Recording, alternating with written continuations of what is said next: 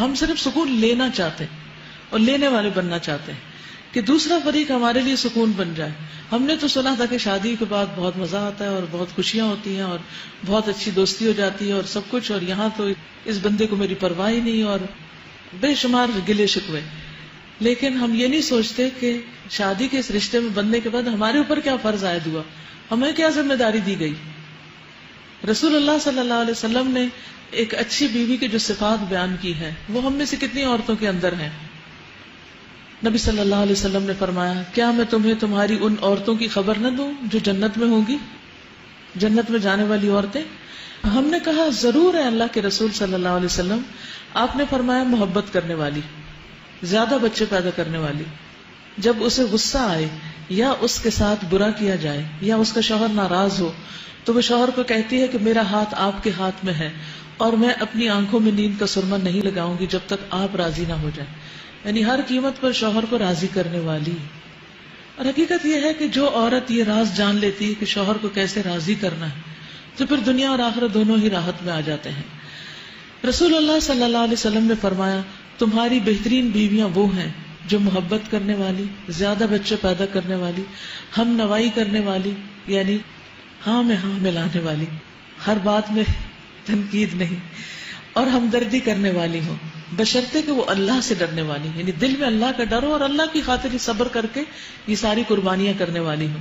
تو جس عورت کے اندر یہ کوالٹیز ہوتی ہیں پھر اس کا شوہر آخر ہار ہی جاتا ہے اپنی ضد سے اور اپنے ظلم و ستم سے, اور گھر کی فضا محبت کی فضا بن جاتی ہے.